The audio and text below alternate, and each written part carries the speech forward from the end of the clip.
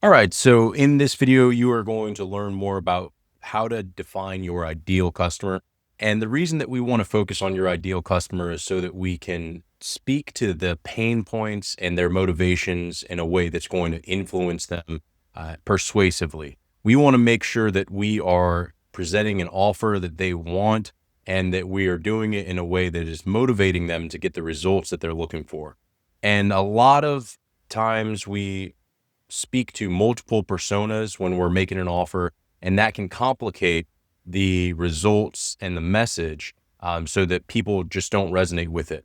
And the best way to think about this is if you see an offer that just doesn't pertain to you at all, it's nothing of interest, and you wonder why would somebody even buy that. And so, in order to be more specific about your ideal customer, we want to consider three different factors. The first of all will be their demographics. This is the data about them, like their age, what generation they were from. You know, somebody who's from the 80s has a different perception on life than the 90s, 2000s. You might look at this as Generation Z versus the millennials, or the boomers, or Gen X. You know, there are a lot of different experiences that each of those generations had. For instance, if you talk to a boomer, they know all about the Vietnam War. They experienced the Vietnam War. They experienced the moon landing. They might have been a child when when NASA went to the moon. Whereas if you talk to a Generation Z, somebody who's in their early 20s, they might think of space and moon landing more in terms of like SpaceX. And so your references there matter because you can help to evoke emotions by using those references the right way. You also want to know about their income and their education level, just so that you are speaking to things that are going to resonate with them. I don't want to be speaking to somebody about things that they have no idea of or that they're going to feel uncomfortable talking about. And the easiest way to do this is to speak at a simple level. If you can't define it on a simple basis, then you're going to have a tough time defining it with more complicated words or terms or references. And AI can be guilty of this, is overcomplicating how they phrase things, especially ads. So you want to write on a fifth grade level. That's the ideal writing level. If you look at the USA Today, which is a very popular newspaper, they write on a fifth grade level. And so you want to write any communication, any ads or marketing pieces on the fifth grade level. So make sure that you write that down. You also consider their geographic location. Again, just different references to the weather they experience, their sports team, whatever the pain points are there, and then their industry and job title and their family status. These are the demographics. These are going to be the different points where we can start to take this information and build a profile around this. And you'll see how we can do that here in just a minute. Now, you can also take this and start to build their psychographics. So just because I have somebody who is, let's say, 50 years old, that doesn't mean that their psychology is going to be the same. All 50-year-olds don't have the same psychology. And that's where the psychographics can come into play, because understanding what their values and their beliefs are can help you to align yourself with them. Remember, we want to be the guide in the hero's journey. And in order to best guide them, we need to understand what they value and what they believe. And this could be something like their religion. It could be just personal beliefs based on their experiences. So if you can get the demographics right, this psychographic piece can come into play in a really valuable way. But you also want to understand their aspirations. If you can align your solution with their professional aspirations, what they want to be, then that will help them with looking at your product more favorably and considering your product. It'll also have an influence on their decision-making style. Some people are more comfortable buying things online, whereas other people might want to see it in person. They may need to have a conversation first, and so you want to take that into account with different with how you create your offer, but then also how you are marketing to that individual. Now, all this leads you to the pain points, and this is where you want to focus your offer on. Is you want to focus on the outcome and you want to focus on the benefits. Don't focus on the features. Remember, if I'm selling a drill, I don't care about how strong it is, how powerful the battery is, how long it's going to last. I care about the results of, am I going to be able to hang my TV so that my wife stops bothering me? And you want to focus on the benefits. And the best way to align your solution with the benefits is to understand their pain points. Understand, what are they frustrated by? What are the obstacles that are preventing them from being able to get the desired outcome? Are they waking up at night from the problem that your solution solves?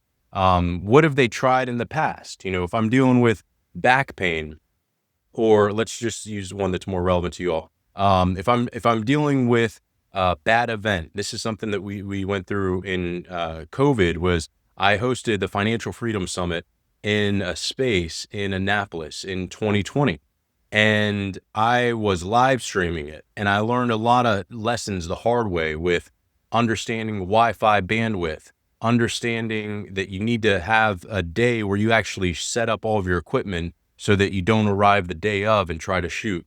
And so now, having gone through that, I understand what to look for. But that is a previous solution. I had done live streaming before, but I had never done it in an actual venue. And now that I've done it in a venue, I'm always going to use that experience as a reference if I'm going to live stream in the future, right? And so you want to understand, what are the previous solutions, what tools have they used, who has helped them in the past, and then what are some things that they need now versus things that are going to be important to them. And so when we think about the urgent versus the important needs in context of renting a space, let's say I'm going to do an event, a summit. Urgent would be, I need to maybe shoot a commercial, a promo video in order to start to market it. Or maybe I just need to get the pricing details so that I know how much to charge for the tickets. Or I need to get the specs on how big the space is so that I know what I can do in terms of the audience size. Or maybe I just need something as simple as, what is the pricing on it? So those might be urgent details in order to move forward. Important needs would be things like, can I do Wi-Fi? Can I live stream? What's the bandwidth on that live stream? Do you have your own AV equipment? Does it cost for me to borrow your AV equipment? What are the times that I can come in and set up my equipment, things like that. So that's going to give you a definition of urgent versus important needs, and that'll help you with structuring your framework and structuring your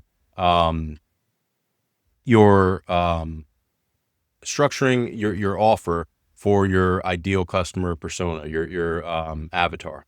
So give me just a minute here. I'm going to show you a tool that you can use in order to do this.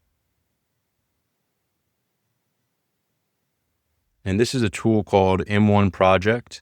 So what you want to do is go to m1project.com, and I'm going to show you the output of this, where you can use this in order to help to get the psychographics for your ideal customer persona. So what this tool will do is it'll help you to get a better idea of who your ideal customer persona is and start to tailor your solution around them. So this is a free tool that you can use. And basically what it's going to do is it's going to help you to start to build this ideal customer persona.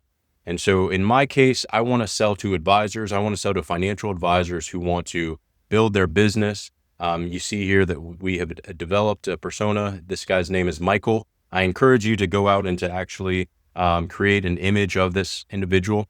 But what you'll get is you'll get the segment of who they are, the persona. So we start to understand, like, based on their psychographics, who are they? What are their pain points? How should we speak to them?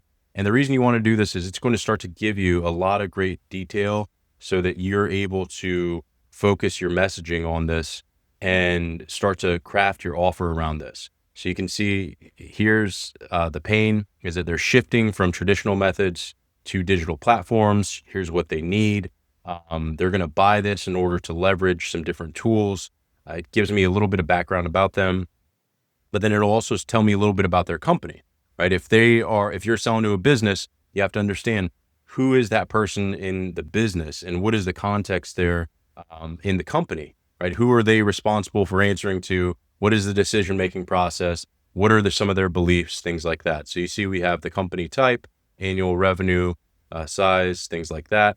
You have the barriers, right? So what are they dealing with? What are the different challenges that they're trying to overcome?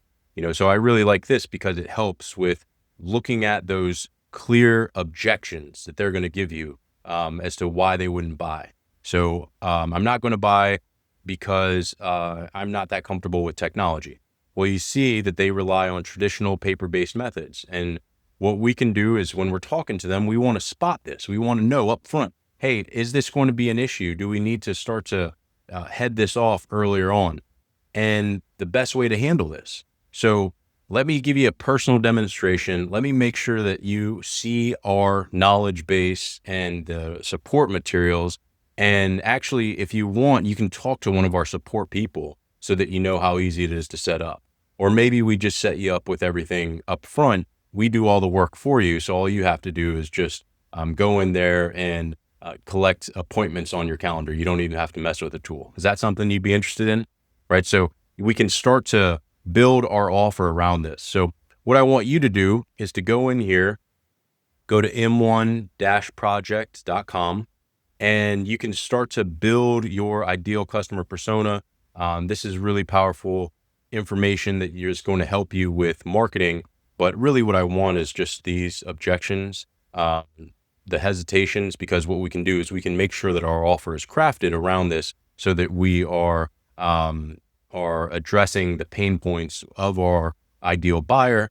And we are using this in order to increase trust and to reduce that client acquisition cost and to make sales faster. All right.